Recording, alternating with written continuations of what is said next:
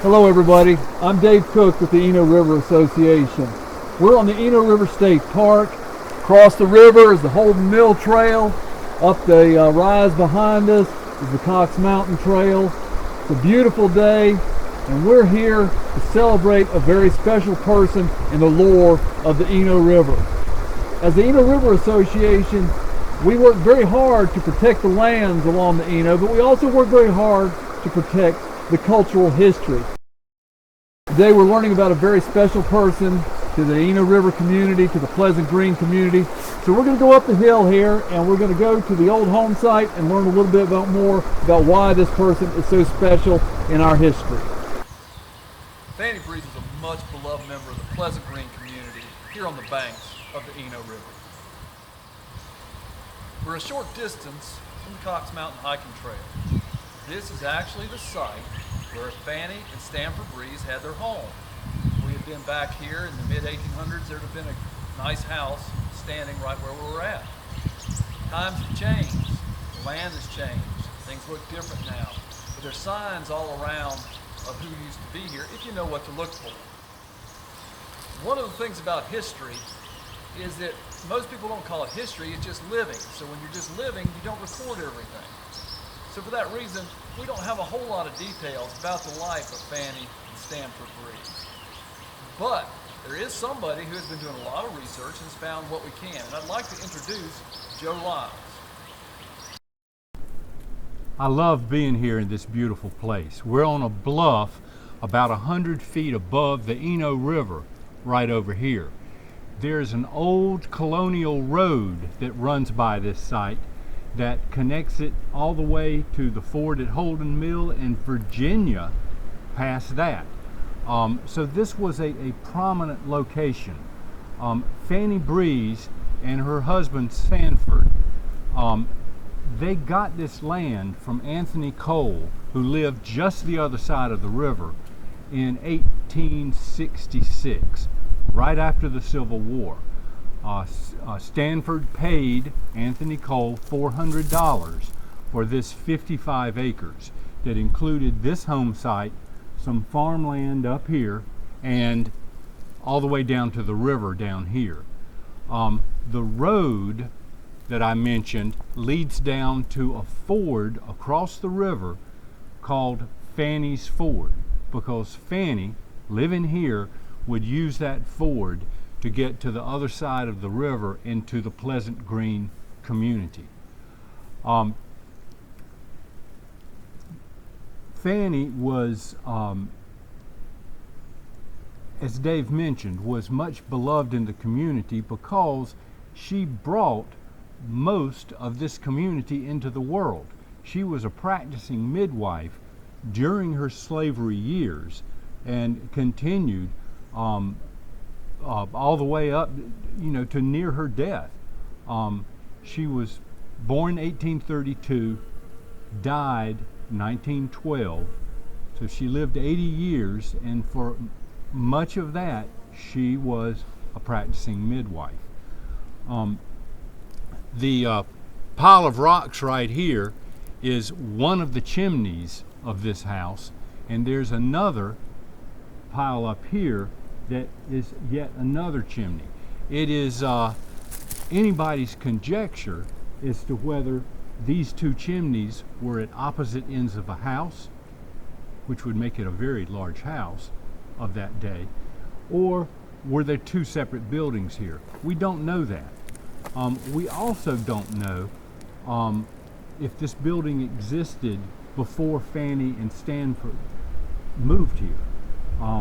It could have had other uses before them, and it could have had other uses after them.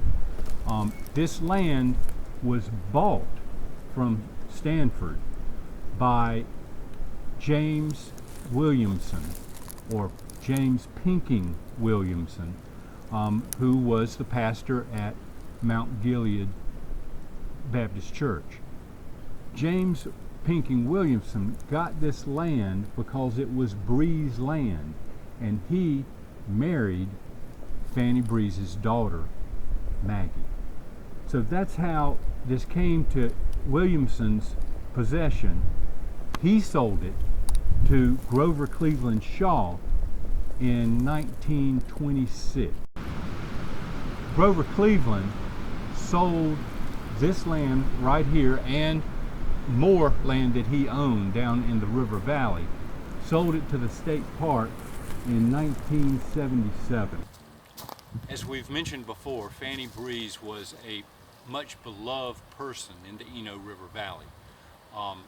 The occupation of a midwife was viewed as very valuable in that most of the births back in that day did not happen in hospitals. They happened in the home. And Fanny would travel to the homes to assist women in labor. It is probably very true that Fanny, as a midwife, ran into medical situations that a doctor might handle, but she was essentially led to perform medical services in an emergency when a doctor was not even present. She did work in partnership with a young doctor by the name of Dr. Roberts, and there were probably other doctors she worked with as well. One of the things that endeared her to the Pleasant Green community was the fact that she brought most of them into the world. White people, black people, Indian people, mixed race people all referred to Fanny as Aunt Fanny Breeze. She had a cherished place in their heart, and she was much beloved in this community. There is evidence that toward the end of her life that she and Stanford and other family members as well moved into Hillsborough and settled along the river, kind of close to where the courthouse is now, and there was a community of people that lived right on the river. That area right there, which is just off the current river walk, was identified as an area of midwifery practice. So there's a chance that Fanny continued her midwifery skills in Hillsborough itself. This land right here probably looked very different when Fanny Breeze and Stanford lived here. A lot of these trees would have been cleared. Today we've got black walnut, we've got black locust, we've got cedar trees, we've got pines and oaks, and we've got other telltale signs that indicate that this was a home site. And one of those is that this site is surrounded by daffodils that are obviously hundreds of years old. Another thing to look for in the foundations around here is watch for stones in straight lines and watch for right angle turns that were at the corner of a house. So this was a beautiful site for a home. It, as I said, it may have had other uses in its lifetime, but we are very fortunate to have this as a part of the Eno River State Park today. Grover Cleveland Shaw, he owned a lot of this land. He's the one that bought it from Stanford Breeze. And this is what he called the bee tree. It's hollow right in here, and there was a colony of bees in there that was protected in kind of a microclimate of protective temperature. And he was proud of this tree. He came with a friend of his, kind of keeping track of all of his land, and they were camping. They had a gun with them in case they came across a rabbit or a squirrel. The fella had a chainsaw with him to clear brush and open trails, and Grover Cleveland Shaw brought his friend up here and showed him this magnificent tree, a cedar tree that's probably old enough to have been here when Fanny Breeze lived here. And Grover Cleveland Shaw told this story about what happened that day. He said his friend looked at this tree and said, I'm gonna crank up my chainsaw and I'm gonna cut that tree down. And Grover Cleveland Shaw said, if you start cutting, I'm gonna start shooting. And so that's why Grover Cleveland Shaw says that he saved the bee tree. This home site right here is bordered by a rock wall, and a driveway right over here goes down to the old wagon road. But the bee tree, it was here. And it was a short trip down the road to Fanny's Ford, which opened up the possibility for her to serve the people of the Eno River Valley. If you come visit the Eno River State Park, there are actually signs all over the place of those people who came before. So this wash or gully that I'm standing in back in the time of Fanny and Stanford Breeze was the public road that went right past their house. In fact, in colonial times, this road would go all the way to Virginia. For Fanny and Stanford, it led down to what we now know as Fanny's Ford, where she'd cross the river. This is the site of the actual Fanny's Ford. Now, you can come here today on the trail and it's not going to look like much of a ford. The river changes the banks dramatically over time. But back in her day, she would cross here. She might cross in a wagon, she might cross on horseback, but if she needed to get to her patients, even in the dead of winter, she might have to even wade the river right at this spot.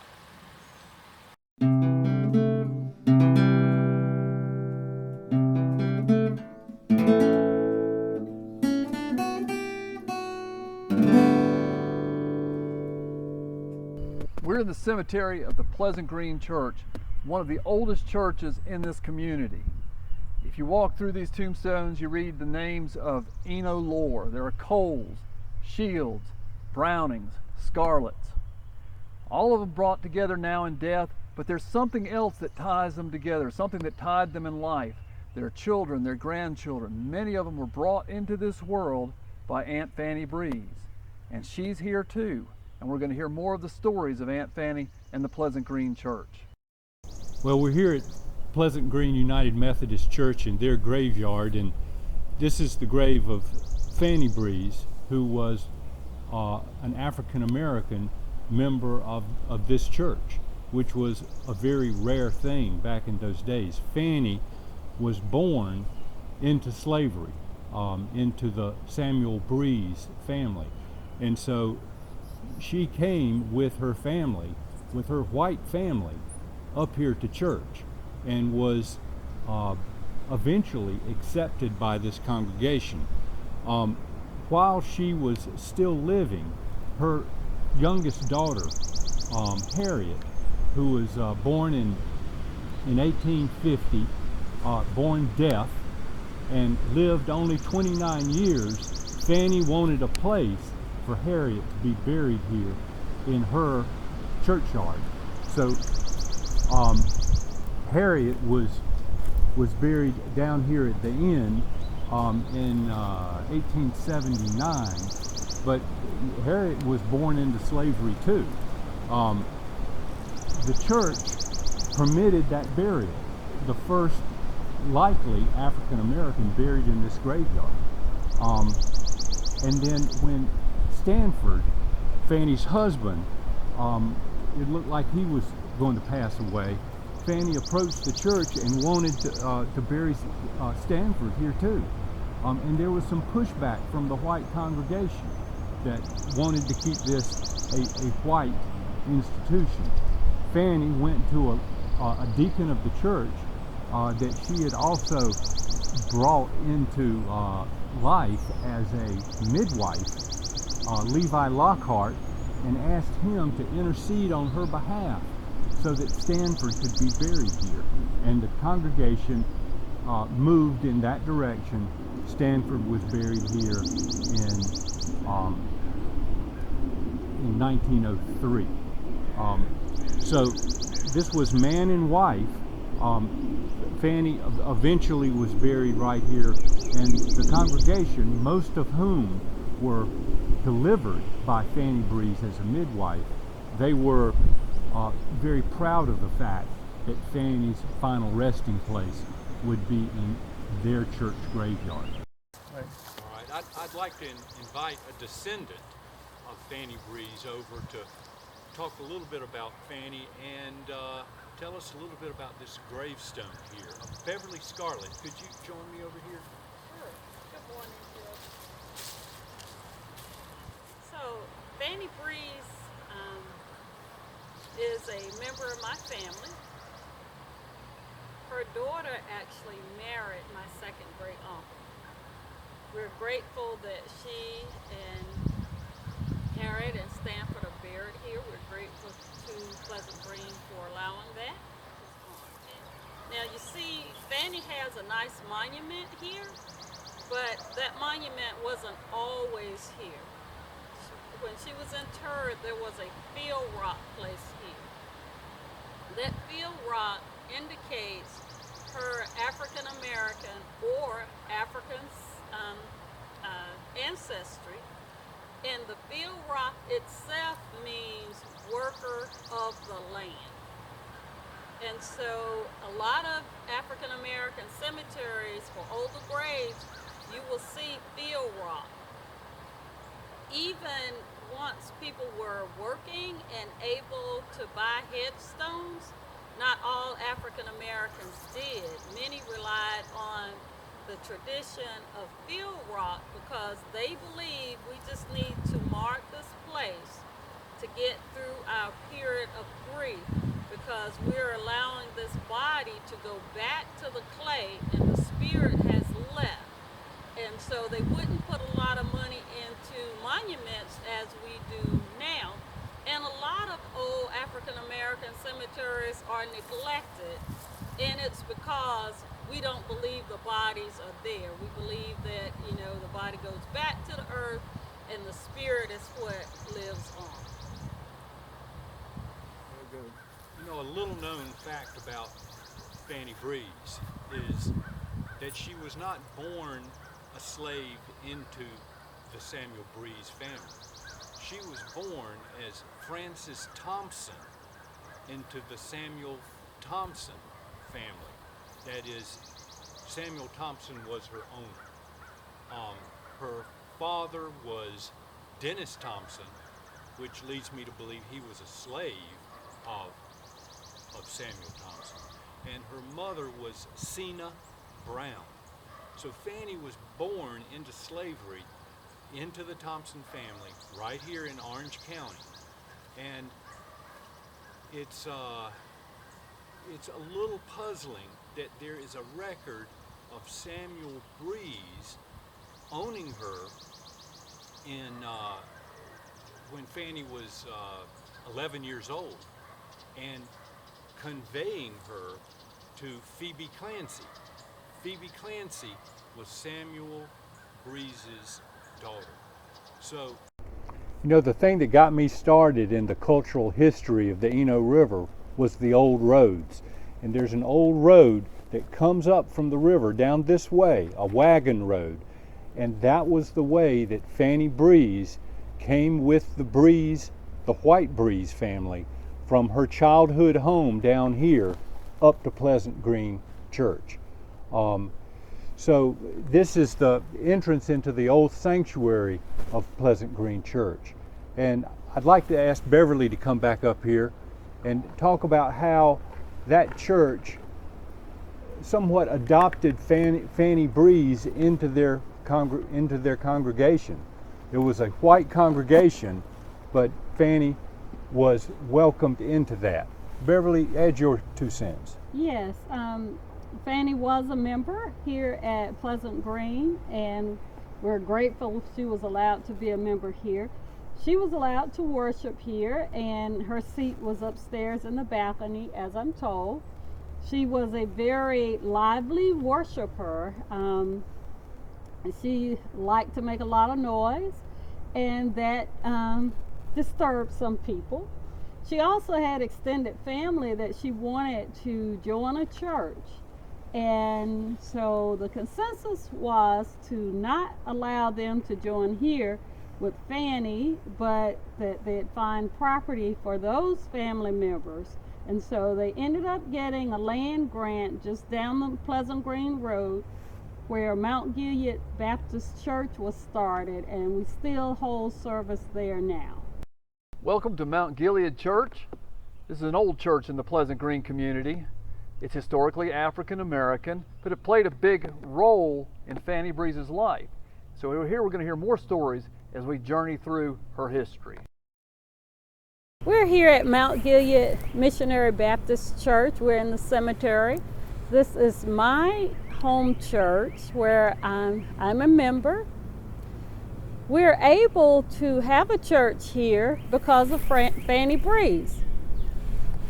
As a member of Pleasant Green, Fanny Breeze wanted a place where her family could worship. Of course, she's black, and they couldn't worship at Pleasant Green, so she had asked if she could get help with finding land.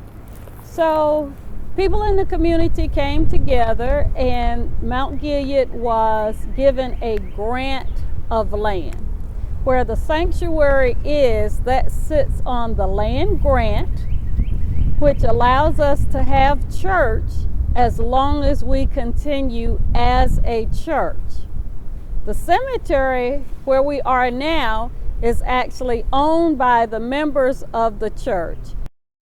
One of our first ministers here is my great uncle, who is James Pinking Williamson, and this is his headstone here.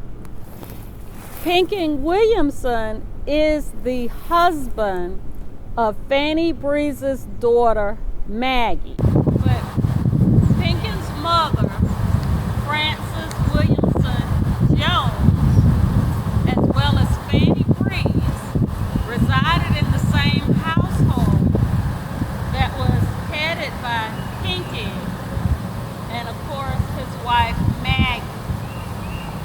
At some point, Pinking's sister, Delilah Kelly, decided to get married, and she had a daughter. That daughter is my grandmother. Her name is Lula Watlington Scarlett. And so when Lula was a little girl, she was in the household with Pinking, Maggie, Frances, and Fanny. And when I grew up, I thought Fanny Breeze was my biological aunt, only to find out that she's extended family. But she participated in raising my grandmother. And I'm here behind Mount Gilead Missionary Baptist Church. I'm on the front row of the cemetery. And interred here is Frances Williamson Jones, born 1826, died in 1915. She is the mother of James Pinking Williamson, one of the first ministers at this church.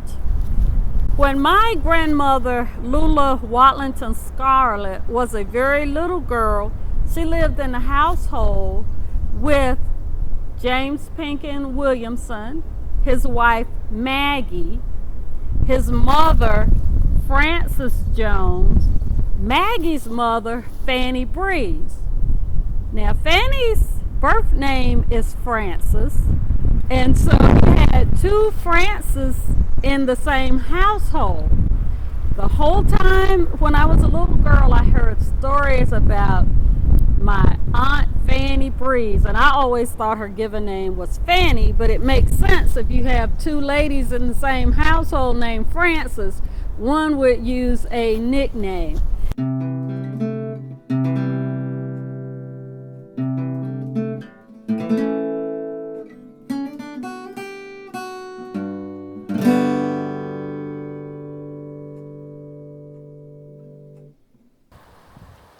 Thank you for joining me, Joe, Beverly today as we went around and explored the life of Fanny Breeze. You know, the Eno River is just full of people that made our early history here, that tamed the wilderness, that made this land what it was, gives us great stories today. And I hope that you want to join us with the Eno River Association in protecting and preserving the cultural history of this valley.